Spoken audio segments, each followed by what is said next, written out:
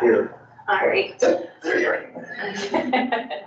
Hard to see all these in the darkness. All right, we are going to go ahead and get started. Thank you for joining us for our Science Friday. I'm going to introduce our research coordinator in a moment, but I just wanted to thank our Friends group for providing refreshments if you're here in person. And we have one more Science Friday for the year after today, the first Friday in October, and it will be about Oldham Creek and how we've tried to expand our access to all of our audiences. So you can join us in October.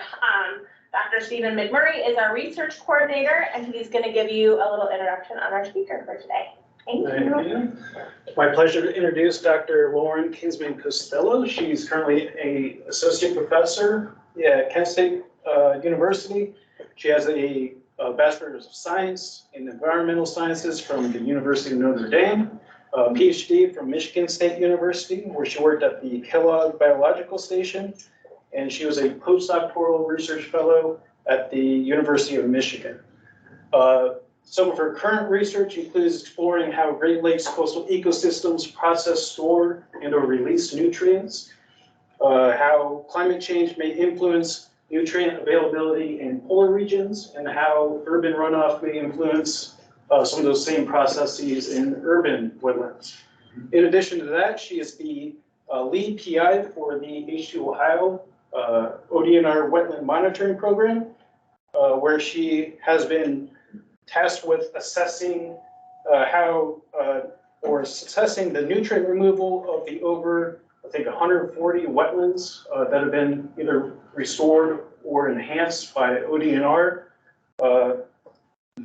as part of Governor DeWine's H2 Ohio initiative to improve water quality across the state of Ohio, and especially Lake Erie. So with that, today she's going to be talking about some of her work that's taken place here at Old Woman Creek on how dynamic hydrology shapes nutrient and element transformations in the Great Lakes coastal estuary. Thanks, Steve. Thank you so much for that introduction. Thanks all of you for being here. I'm really excited to speak to this group. This is a relatively new project, and I haven't presented it to very many audiences yet, so I'm excited to share kind of our early results and the ideas behind the project. So before I get into my talk, which is called Microbes in Mud, or It's All About the Electrons, subtitle, Dynamic Hydrology Shapes Nutrients and Element Transformations in a Great Lakes Coastal Estuary, just to get a sense of the audience, who in this room is interested in biology? Who likes biology? Sweet. What about geology? Cool. What about chemistry? Oh, awesome. Good. Okay. If you're in, like I was in college, or even maybe below that, until I learned about how wetlands work at that scale, maybe I'll kind of convince you a little bit that there's some interesting chemistry to be aware of, because that's a big centerpiece of what we're studying. But to bring it back, I felt like this was an audience where I could make this is not working anymore, that's okay. Why? Because it's probably, there we go. All right, let me just test this now. Yeah, now it's working. Okay, felt like this was an audience where I could make the assumption that everybody in this room has some reason for valuing wetlands. You appreciate wetlands. So for a second, think about, why do you value wetlands? What are the things that wetlands do for us or for you? If anybody wants to share something really general or something specific about why you value wetlands, what they do for us as a society, for you to shout it out. Yeah, It cleans the water. it cleans the water. You got right to the punchline, thank you. What else? Provides habitat. It provides habitat for all sorts of cool things. All these birds that are now dead, presumably were once living in or around a wetland. I just like because they're pretty. They're pretty, aesthetic value, and they're wonderful to recreate in. They clean the water, right? So there's a lot of things that wetlands do for us. Sometimes the things that ecosystems do for us are called ecosystem services, because we can put a value on them. Sometimes it's difficult, but we as humans value that thing that a wetland does. The project that I'm going to tell you about today and what most of my research deals with is some of what I like to think of as invisible ecosystem services, like cleaning water, also storing carbon, which has important implications for climate change. If wetlands store carbon, they're keeping some of that carbon dioxide out of the atmosphere, where it acts as a greenhouse gas and contributes to global warming and climate change. Now, these aren't services that you can see directly, like a beautiful heron or the habitat it provides, right? But they're really important and really valuable. So what I study is how wetlands provide these invisible ecosystem services in lots of different ways. So let's get into it. How do wetlands store carbon and improve water quality? Through biogeochemistry. All three of these things. I'm a biogeochemist. I study ecosystems through this lens of how biology, biological processes, geological processes, and chemical processes all work together to help an ecosystem do what it does.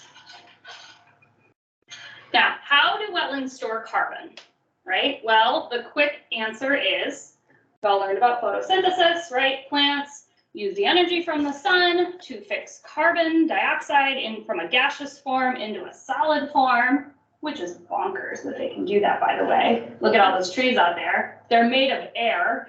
Think about that, right? And then all that carbon gets in the wetland and it's stored, and some of it might go back in the atmosphere into carbon dioxide when microbes and other things respire it. But in a wetland, for reasons we'll talk about later, a lot of it gets stored in the soil. A lot of that plant material that gets fixed doesn't break down. Okay, so that's why wetlands are great at storing carbon. How do wetlands clean up water quality? How do they, especially nutrient pollution, the kind of water quality that we're going to be specifically talking about today. So the nutrients that are in fertilizers, nitrogen and phosphorus, the things that drive harmful algal blooms, right? Wetlands have this great capacity to store and process those nutrients, prevent them from moving downstream where they can cause problems. So you're seeing here, right? There's a lot of geology, there's a lot of biology.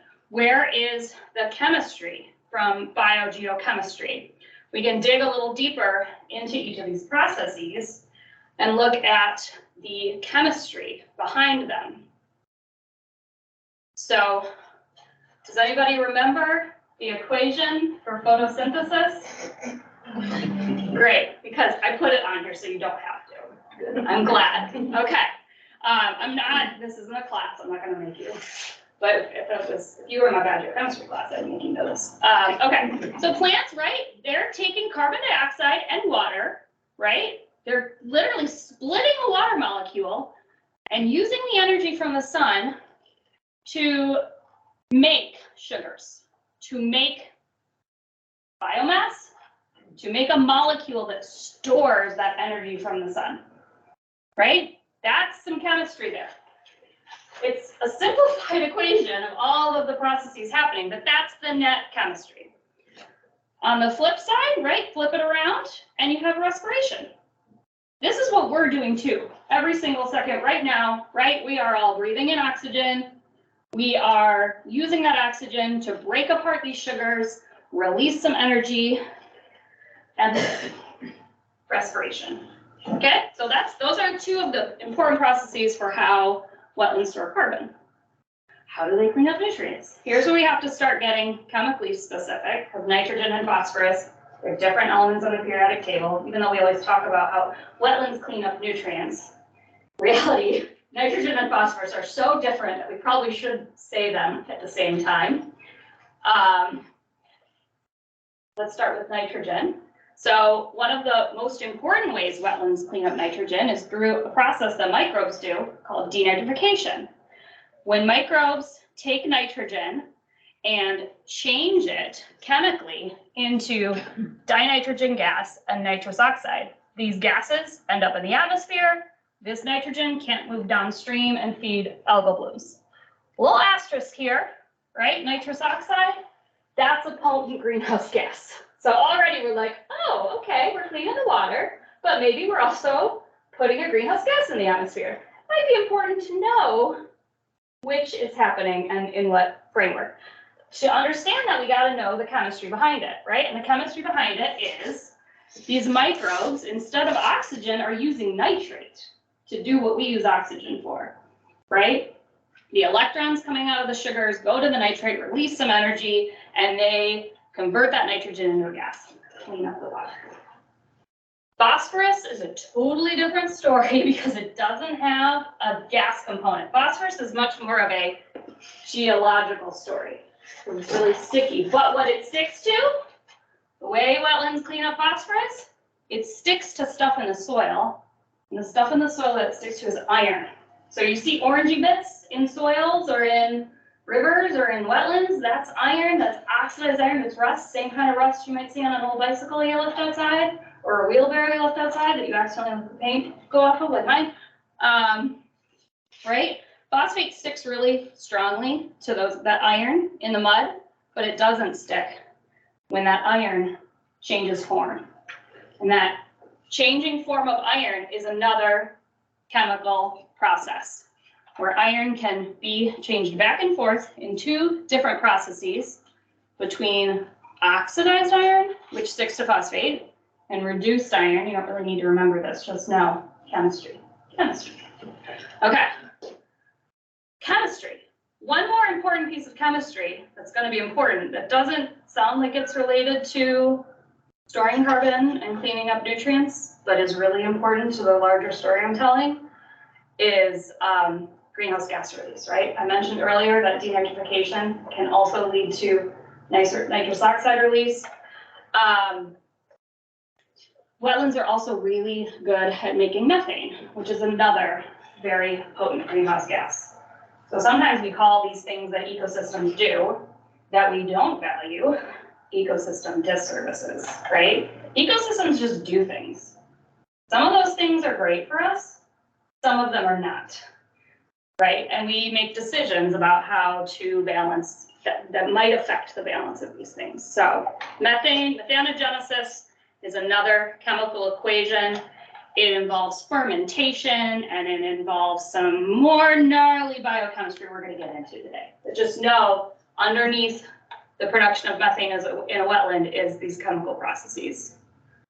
And all of these chemical processes are a kind of reaction called reduction oxidation reaction, or redox. Anybody remember this from chemistry class? This is the big nugget I had to relearn in my journey in wetland science when I got to my wetland ecology and management class, and I was like, I hated that part of chemistry, but now I think it's so cool. So we're gonna just go back a little bit, back to school for a second. There will be no homework. Redox reactions are any chemical reaction that involves a transfer of electrons, right? So it's all about the electrons. Living organisms harness the energy that comes from that transfer of electrons to live. All biology, our actions, our metabolism, our breathing, our living, our reproducing, everything you see out there is based in redox reactions. So that's why they're cool and important. So how do wetlands store carbon, improve water quality, and influence climate change? Through redox reactions. That's why we're studying them. Microbes, microorganisms, the bacteria and archaea, fungi, but especially the bacteria and archaea, that live in wetland soils are kind of the stars of redox reaction. So you'll find that a lot of wetland ecologists get really excited about this specific kind of chemistry because in flooded wetland soils is where things get really fun and interesting when it comes to redox reactions and their implications for those big picture things I talked about earlier. Before we get into that, I want to back up, get back in the classroom just for another second. Think about the equation for aerobic respiration, right? I put it up there before. You've got glucose, a sugar, combined with oxygen, energy release. This is the key part right now that I want to talk about. Produces carbon dioxide and water, what we're all doing right now. What happens to release that energy is an electron is transferred. Sugars, the carbon in our bodies has extra electrons. All the oxygen in our environment wants those electrons.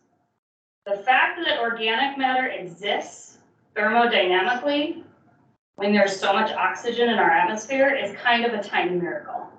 Like our cells evolved membranes to keep our bodies intact because so much energy is released when those electrons get put onto an oxygen and get oxidized, right? You heard of oxidation reactions, right? Things rotting, oxidative stress, same kind of thing.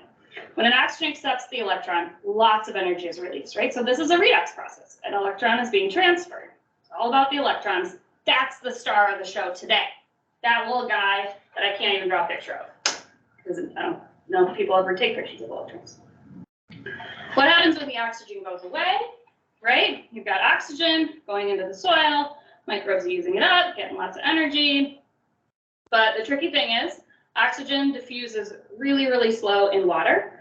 When wetland soils flood, microbes are using up that oxygen faster than it can get back into the soil. And oxygen is depleted and you have anoxic conditions, right? That's why sometimes wetland mud smells funky, because other processes are happening. What happens when that oxygen goes away, right? I gave you a little spoiler alert earlier. Microbes can use other things besides oxygen to accept their electrons. They can breathe things like nitrate and denitrification. And they can breathe lots of these things. So here, nitrate is accepting that electron. Now the catch for the microbe is that it releases less energy when nitrate accepts the electron than when oxygen accepts the electron. Oxygen is known as a really strong oxidant. It just basically steals those electrons away. It wants them so bad, and so much energy is released. There are lots of different potential substrates and products that can be paired in these electron transfer, reduction, oxidation equations, reactions. You can arrange those pairs in sort of a tower based on the energy difference between them. That energy sometimes you hear called thermodynamics, right? How much energy is going to be released. When you think about pairing, for example, this iron transformation with this nitrogen transformation, these specific forms, the electron being transferred from here to here falls down the tower, and the farther the electron falls, the more energy is released. So you see the biggest difference here is from acetate, which is a carbon molecule, down to oxygen. So the most energy is falling down to oxygen. The next most fallen down to nitrate, manganese, iron, sulfate. Don't need to know specifically what those are, just know that there's this whole range of metabolisms that organisms can use, especially microbes, right? We're really boring. We can just breathe oxygen. They can do all of this. Sometimes, to make it a little simpler, we think of this as a ladder or a tower, right? And we just remember of all these processes, aerobic respiration that we're all familiar with, denitrification, the transformations of manganese and iron, reduction of sulfate, and way at the bottom, producing the least amount of energy is methanogenesis. We can arrange them along this tower based on these thermodynamics. And that leads us to an ecological idea, which is that the process that produces the most energy should win, right? So a microbe, when there's oxygen there, the microbes that can use that oxygen in that process, that should win out because they're getting the most energy from it. And that microbe should outcompete others until they become resource limited, right? So when all the oxygen is gone, this microbe can't do that thing anymore. So it's gonna be like, okay, I gotta switch to denitrification. The next best thing for me after using oxygen will be to use nitrate. Some bacteria can switch back and forth between different kinds of processes. Some can only do certain things. Most methanogens, if they encounter oxygen, they die. So the methanogens really pick up once all this stuff goes away. And that leads us to this prediction that we can actually study by measuring some of the products, the things that go into the chemical reactions, and some of the some of the reactants and some of the products, right? So we have this expectation of what we should measure over time after a soil floods and oxygen goes away, or if you go down in a soil profile, right? The top of the soil you usually think has more oxygen, and as you go deeper and deeper, first the oxygen is used up. Then nitrate starts to go down because they're using the nitrate, right? So there's this kind of predictable sequence that people call, that comes out of this thing called the thermodynamic exclusion principle. What's fun about this is little by little, people started measuring these things in real environments after real flooding events, through real cores in different ways, and they realized that this stuff happens out of order all the time. We know that thermodynamics is fixed, but we also see things like stuff that should only be happening when there's no oxygen, happening where we're measuring a lot of oxygen. The wetland, this wetland right here was one of the best examples of that. This thing is pumping out methane, and some of the most methane is coming from the soils that are oxygenated. We measure oxygen in the soil, so what's happening? And processes that should occur based on thermodynamics in certain orders often are switched, right? So it's all a jumble. And so this is kind of setting the stage for the project that I'm telling you about today. The question, all science is a question, and it's a US Department of Energy funded project that we have audaciously called Rewriting the Redox Paradigm. Dynamic hydrology shapes nutrient and element transformation in Great Lakes coastal estuary. And we've abbreviated it as REREC. So if you hear me say, oh yeah, for the REREC project we're doing it, that's this. Our team is big and awesome and comes from all of these universities, SUNY, ESF, University of Akron, Ohio State, Cleveland State, Oak Ridge National Lab. The MVP is here with us today, our postdoc, Erin Eberhard. Thanks for coming, Erin. And so a lot of what I'm sharing today is work that she's done and coordinated. And here's just some pictures of, it's too many people to actually name individually, but it's a great group of faculty and students and technicians and postdocs and really valued partners like Steve and people down at Toledo who do comments and James. Okay. So we proposed this project thinking about how can we do better than this traditional idea of a simplified wetland, right? What we were trained to think about when we learn about wetlands is, okay, there's either dry soils and they're oxygenated or wet soils and they're anoxic. And certain things are happening in the oxic versus the anoxic soils. But real wetlands are way more complicated, right? And that's why we think there might be this jumbling of processes happening, right? Real wetlands, the water doesn't stay in one place, right? Anybody who's been to Oldham Creek more than one time knows that.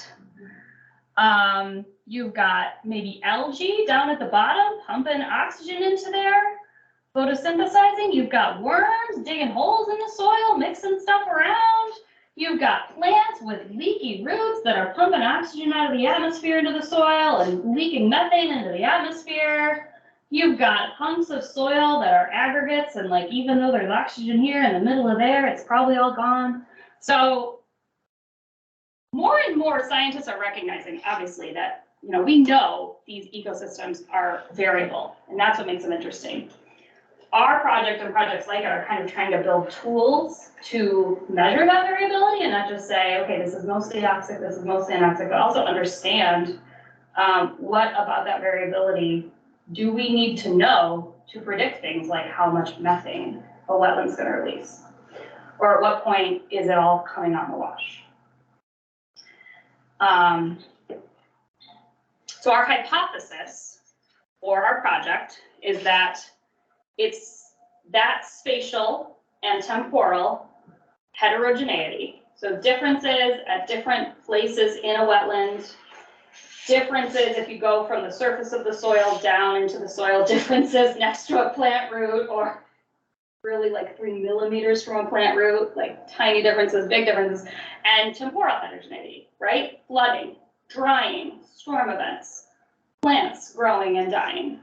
We think that those are what's underlying these mixed up redox patterns and what we call apparent departures from thermodynamic exclusion predictors, and that importantly, this heterogeneity is important for these large-scale biogeochemical processes, that when we zoom out to the whole wetland, you know, that tiny little worm might actually play a role in these things that we want to know the whole wetland is doing.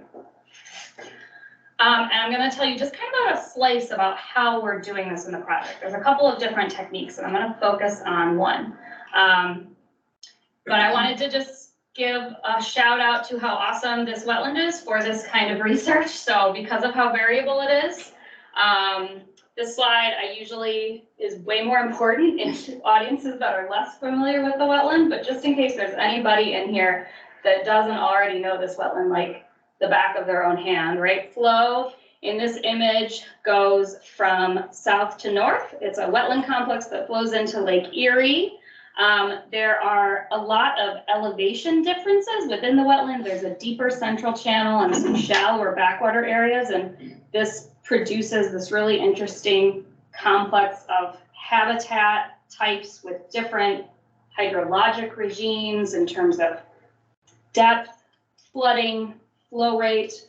We know over long periods of time that the water level in the wetland is shaped by water levels in Lake Erie, so there's this sort of decadal scale variability, but there's also this a tremendous amount of variability within each year, driven in large part by this kind of unique feature of this sand barrier beach that's not actually that unique to coastal wetlands, but it creates some really interesting variability.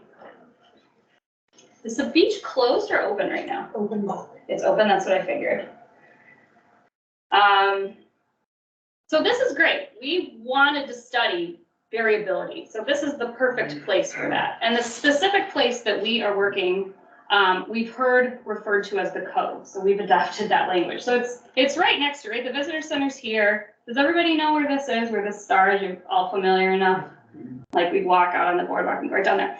Yeah, so, and you've probably even seen, this is last year's version of our boardwalk, thanks to Aaron and my awesome team. We've had major boardwalk upgrades this year, which has been really nice for them.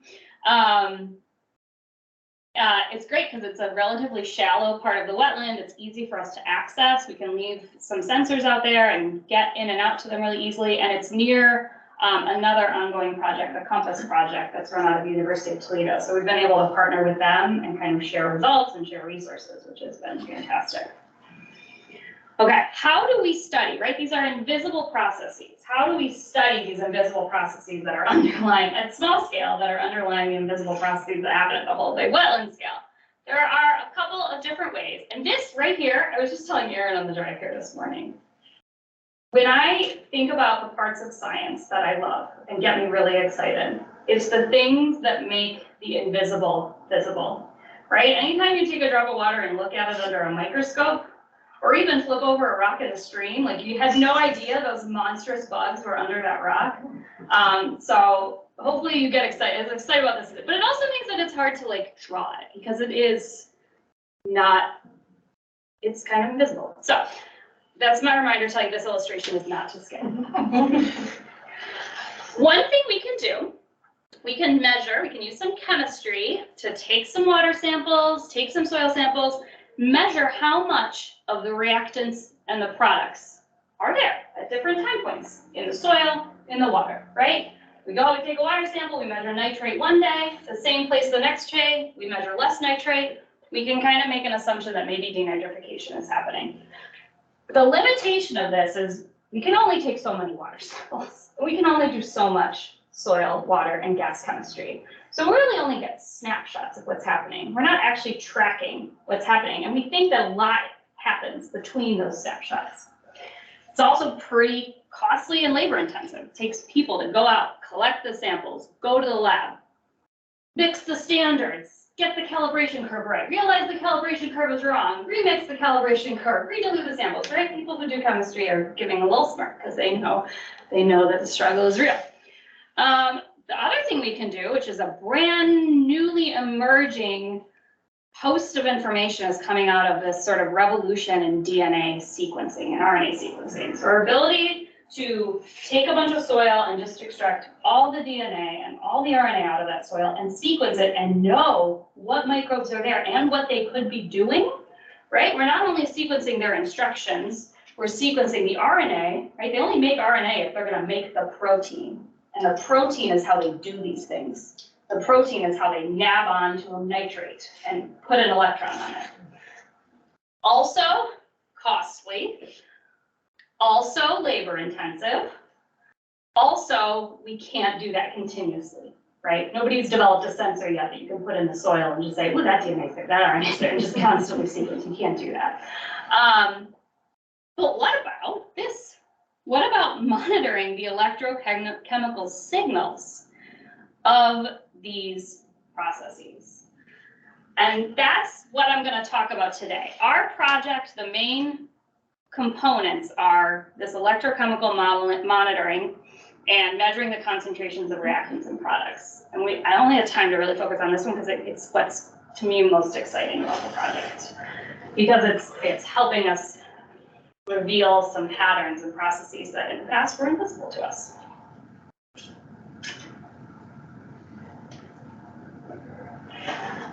Okay. We are using two different electrochemical techniques to basically listen to the mud consistently. One is a more traditional technique called redox potential, and the other is called zero resistance ammetry.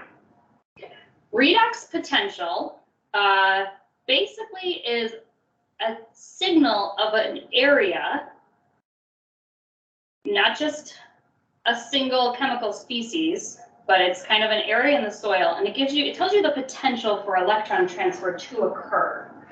So if there's a lot of oxygen in an area, there's a high potential for electrons to move into that oxygen. It's very oxidizing, right? There's lots of that oxygen wants to just steal those electrons away. And when we teach and talk about redox, we talk about electron acceptors and electrons donors, like they're very generously donating their electron and very graciously accepting the electron. Oxygen is just an electron stealer. It just flat out like, give me that electron. If it's not behind a membrane, I want it. So, whereas a reducing environment, or if you know no oxygen, maybe none of those things with oxygen attached, like nitrate and sulfate, and there's just a ton of extra electrons floating around, okay? So redox potential, it doesn't measure the actual transfer of electrons, but it tells you what the environment is poised to do. The new kid on the block that my awesome collaborators, John Sanko and Chelsea Monty-Bromer, have developed is called zero resistance ammetry. This connects two different places, basically in an electrical circuit, and measures the electron flow that occurs, right? So remember I told you can measure like really reducing potential in a reducing environment. There's a ton of extra electrons going around. And maybe over here, maybe at the top of the mud, you've got all that oxygen. What if all of a sudden you connected them? All those electrons are going to go to that oxygen. And the microbes that are living there, they're going to harness that process. If a microbe's there and it can make a living off of something that's possible, it will do it. So that's what zero resistance ammetry does. Instead of using platinum electrodes and a system that's trying not to conduct electricity, trying not to let those electrons be transferred because it doesn't want to change the environment, it allows electron transfer and then measures the current. So what you measure, you are directly measuring the transfer of electrons between two distinct zones. And because graphite doesn't actually react to stuff in the environment, living things have to use it to transfer those electrons. We know we're measuring electrons that are transferring because of biological activity. So we're really listening to what the microbes are doing in the mud. Yeah. So remember, redox potential, old school. Zero resistance ammetry, fresh and new kid on the block. First, I'm going to show you our initial results on redox potential. Super duper thanks to Erin on these. This is all the results of her work. So to measure redox potential, right? I told you that a really key part of what we're interested in is variability. So we've got 3 locations right around our boardwalk, very close to each other, but you can even see, just looking at this picture, right here, we see the surface of the soil. Here we see some water accumulating. You go out there now, you'll see that there's slightly different plants growing in these different places, right? So how different are the redox conditions in these places? So we're interested in lateral spatial variability, this kind of spatial variability. The next kind of variability we're really interested in is what I mentioned earlier about, we assume that the top of the soil might be more oxic and down below more reducing. We have redox probes where redox sensors are actually positioned along a stick. So each one of these is a platinum electrode that connects to some wires. So we have 3 of these installed in these 3 places. And I actually brought one. We have extras because we were just kind of putting these 3 out to see if we could get them to work. And we did. Now in the future, we'll hopefully put these in the mud, but this is what it actually looks like. So this is the probe. And you can see there's like little shiny lines. So somebody in the Netherlands uses epoxy or something and makes these, and it's very complicated and fussy. But we stick these in the mud, and then each one of these wires actually goes to one of these sensors, and then it attaches to a data logger that's literally measuring millivolts. It's measuring the potential, which I don't fully understand. I think I probably was supposed to learn about it in physics class. So I'm getting a handle on the chemistry thing, but now I'm like, okay, I have to learn electrophysics, and I'm still working on it. So bear with me if any of you are like an electrical engineer or something. Yeah, and we wrap these in. If you go out and you look near our boardwalk, please don't step on the boardwalk, but you're welcome to walk by it and see what's there. You might see wrapped around these poles is some silver cables. That's these cables that we've wrapped in metal sheathing so that the ribbons don't. Very expensive. And the person who built these, this was literally the last set he built. So we'd have to go to a different company. I don't want to do that. Anyway, those are our redox probes. Finally, we want to know, this is the big, exciting new thing about having these probes, is we can measure redox potential all the time. So we have them set to record a value every 10 minutes. It's a lot of data, but it's really cool data. So, drum roll please, fresh off the presses from this year, brand new baby redox data that we've just collected. Finally, I bought these years ago, and Erin finally got them in order, and it's amazing. So here's our first set of data. We've got the 3 redox probes. The redox potential value is here, right? So a higher number, 400, 600, that's very oxidizing, lots of oxygen around. At some point oxygen goes away, but then down below it gets reducing, and at different levels are conducive to different kinds of redox processes. So the lowest number would be something that'd be conducive to methanogenesis, okay? So you can see generally in these 3 relatively close locations, there's some generally similar patterns. Especially early on. So this is sort of, more oxic, more reducing. You can see down here, this starts in a little before July 10th, kind of chugging along below 0, so it's reducing, but then all of a sudden it goes up in these 3 places. And you can see, so the brown is the 8, so that's closer to the top. The gray is the 6. What's interesting is you'd expect the gray to be higher than the brown, so that's cool. So there's differences in 3 different places, slight differences, definitely differences vertically. Each one of these colored lines is a different vertical sensor, and definitely differences through time. If we just took a water, sometimes what's feasible for us is once a week isn't even feasible. We don't have the travel budget to come back and forth and take a water sample once a week. But that's the most I would plan for a project like this. If we took samples once a week, we might get a sample here, a sample here, a sample here, a sample here, a sample here. We're missing this. right? What are we missing if we only get a sample once a week? Lots of stuff. When we look at what we know is happening, right? There was standing water at the cove during this part where we see it's more reducing, the oxygen's been used up, doesn't just diffuse through the water as quickly. And then by July 19th, there wasn't any standing water. So we think that these little dips are drying events, right? We're calling them oxidation events. We think they're due to drying. What's interesting is that they go away, and I don't know if it was like little bursts of floods or what. So we're still working on getting our water level data for this to know like more specifically what's driving it.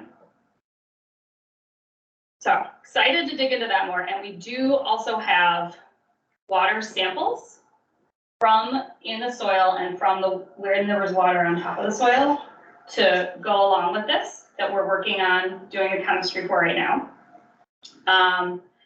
And we will, in about a month, be collecting some soil samples to measure indices of redox processes in the soil. So the other way, right, that we measure listed of the soils is the zero resistance ammetry. And just to first kind of explain a little bit more how it works, I'll walk you through a lab test that John Senko set up. So these are high iron sediments. These are sediments from Old Woman Creek. These started looking the same. You can see one of them got super orangey, and that's because they added oxygen to it. Remember how I said iron oxide is orange, and when it's reduced, it's dissolved and it's not orange anymore.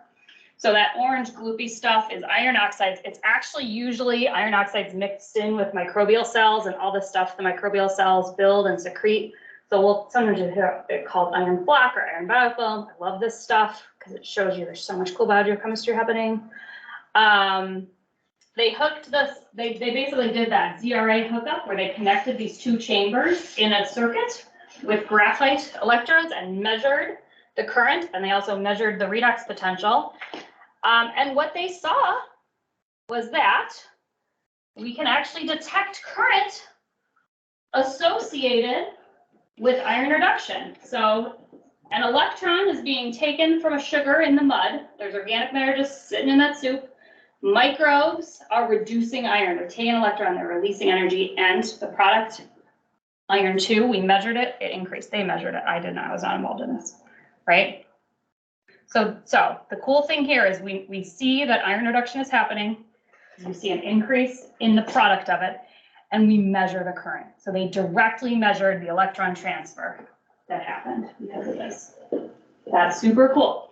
Now, the novel part of our project was putting ZRA in the wild. So we have some preliminary data that I'm going to show you from 2022. Don't have the data from 2023 yet because it's a brand new device. We're working out lots of details on the actual engineering and electricity of how to detect these signals. They 3D print graphite electrodes to put into the mud. This is my reminder to tell you to take these data with a grain of salt, but they're all predictable. They're all preliminary. So when we looked at the first data, each set of data comes from pairing one electrode to another, right? It's never just one place we're taking the measurement from, it's the difference between two places. So the first data I wanted to look at was, okay, we go the farthest away. So this sensor is right at the interface between the sediment and the surface water. The sensor 8 inches below, the 8 is 8 inches below the sediment water interface. That's where you'd expect there to be the biggest difference. Way more electrons in one spot than another, so where you'd expect to see the most transfer. And we did, we measured current. This is a real measurement. It varied. When we looked at all of these pairs, we see that yes, we detected current, so there's some disequilibrium happening, even between the sensors that are 2 millimeters apart, really close together, and it varies. So what's causing that? Now we took this little bit of data and we're like, okay, let's look at the whole summer. Holy cow! This is that little bit that I showed you earlier.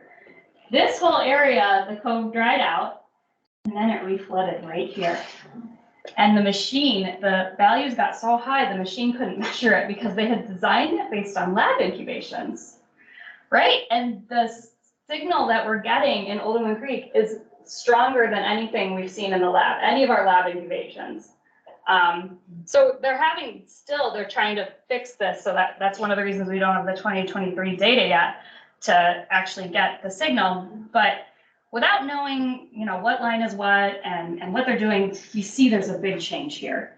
And this change corresponds with the reflooding event that happened last summer. So this is when the beach closed and enough water came in that this is when the cove reflooded.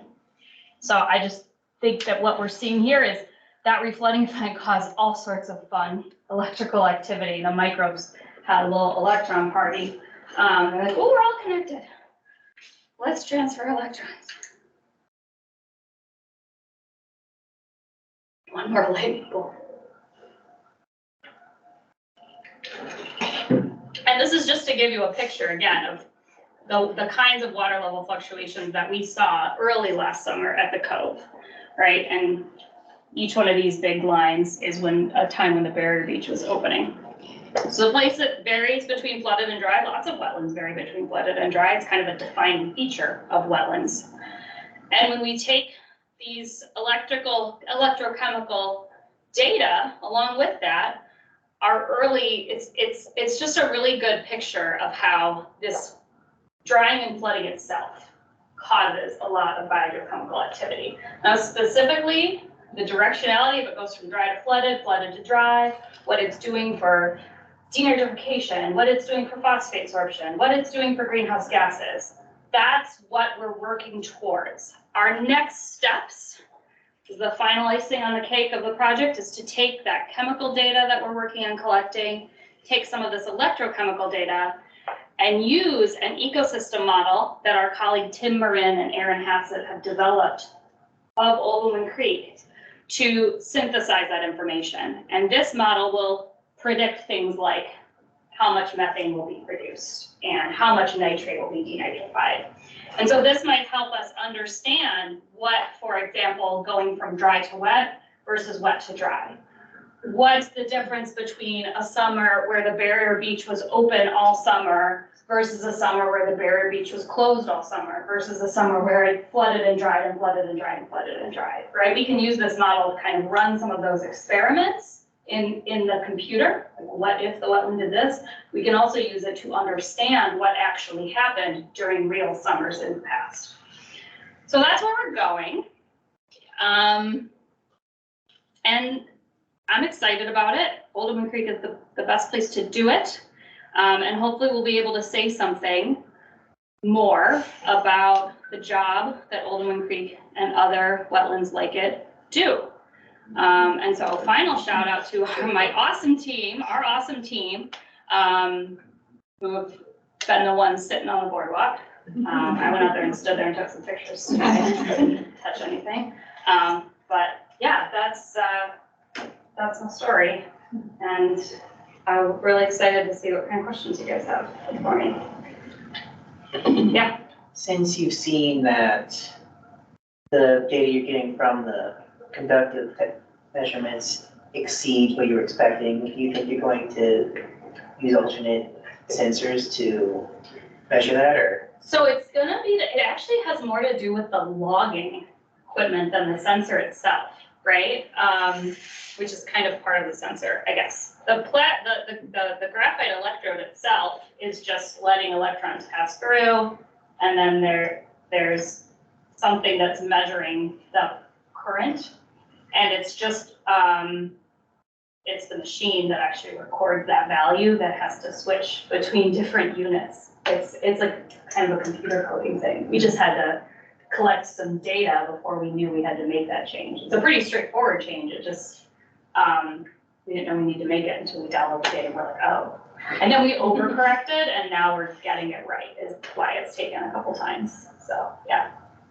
Yeah. Do you foresee, this is really a hypothetical question, do you foresee any possibility of taking cores way down to the formation of the Old Woman Creek estuary and seeing if these redox reactions are going on in a geologic past?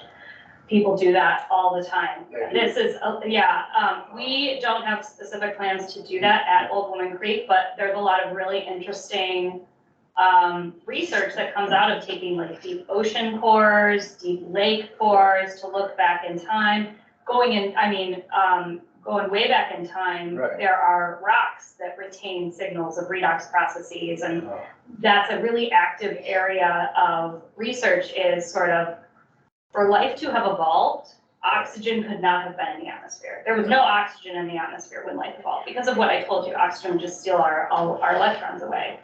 Photosynthesis that produced oxygen evolved sometimes a billion or so years after. So exactly the order of that and how that happened, and then how fluctuations in organic matter fixation affected the atmosphere. Oh yeah, that's a whole cool area of research. I briefly spent time in a lab that studied that, and that's how I know that I should have done it enough.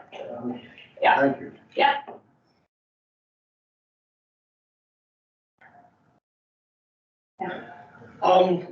How do you,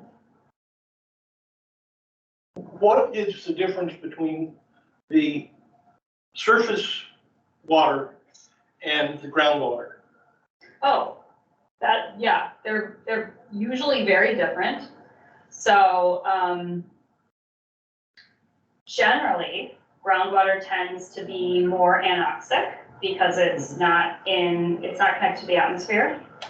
Because groundwater is interacting with bedrock or soils, it usually has different chemistry, different ions than surface water. The surface water that enters an area carries a signal of whatever land it's draining, and the groundwater that's entering a system carries the signal of whatever rocks or soil it's flowing through.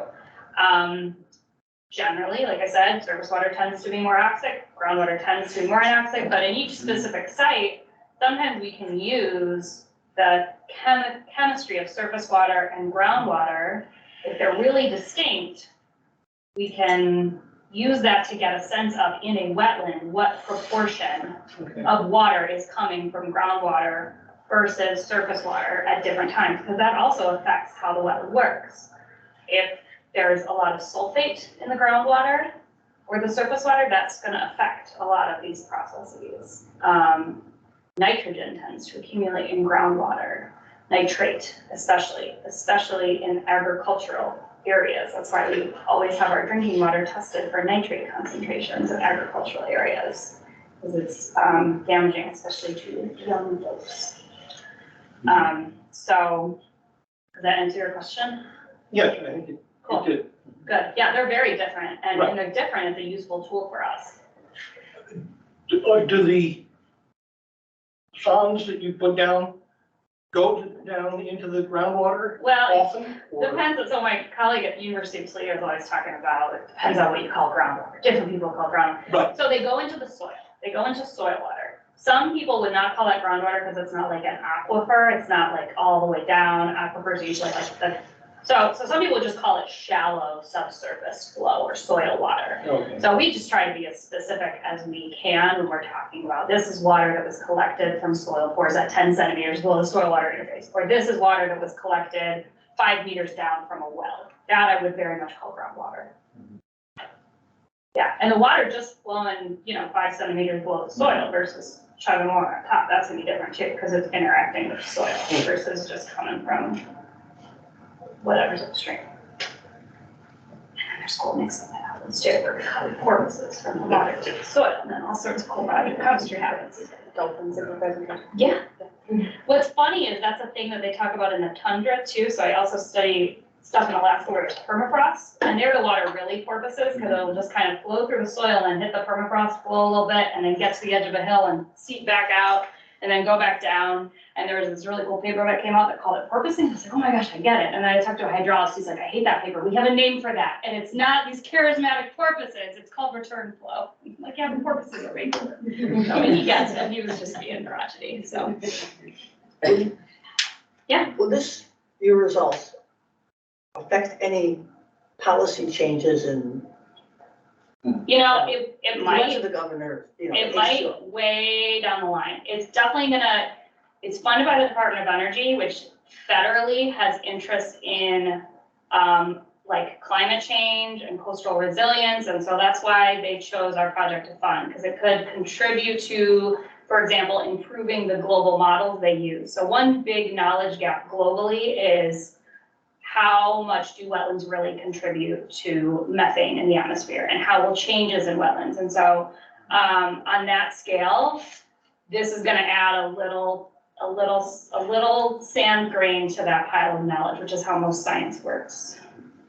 Jen? And so the data you are collecting at the creek, I mean, my knowledge is limited in terms of methane emissions, nation or worldwide. But my understanding is that the creek is very unique It is in its release of methane. in the data set that we have, it is unique. Yeah. We think it's not actually that unique. We think it's an indicator of a really huge missing methane source in our data. So this wetland is the only one of its kind where it's draining, it's a freshwater wetland draining agricultural land, right? There are lots of freshwater wetlands draining agricultural lands that are like it, that don't have the equipment to measure methane release. This one does. So the tower out there, if you canoed out there, you've seen the Eddy Covariance Tower.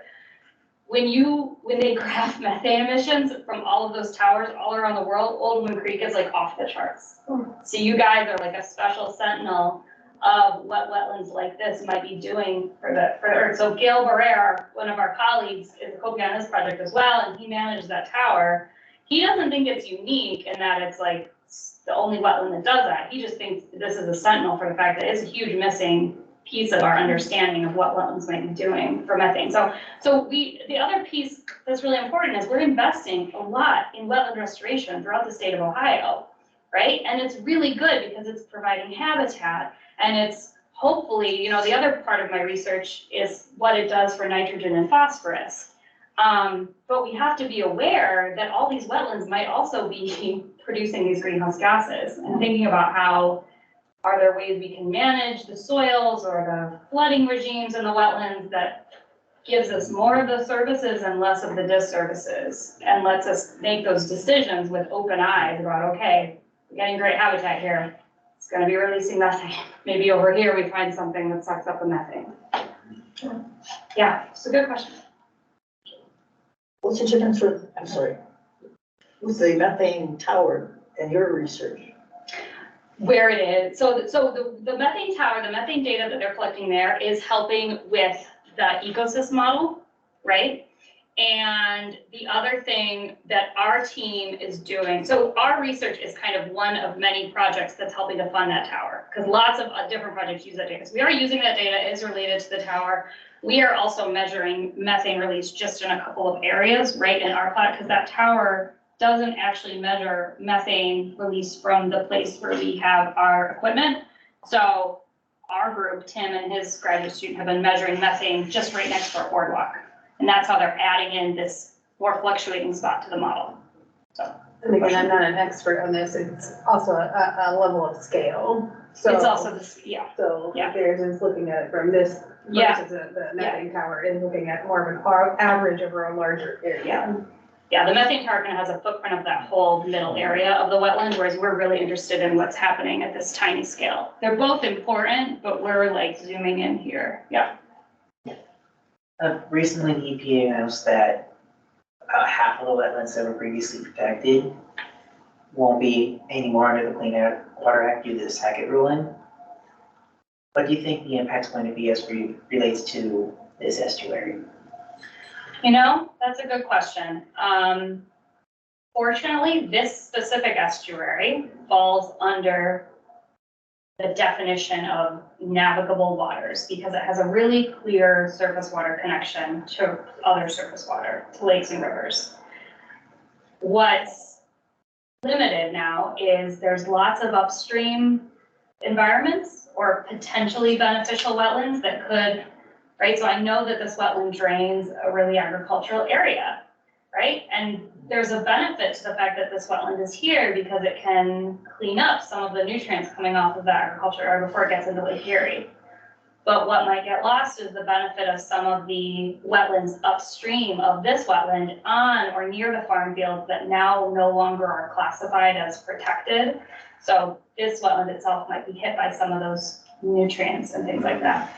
So I will add, so that is a federal regulation, right? So, Yes. so the state of Ohio has additional regulations above and beyond the federal regulations that keep things like that intact. So despite the federal change, Ohio, at least from what I've heard from our higher level administrators, is that we won't have that full impact due to the more conservative nature of protecting wetlands in Ohio.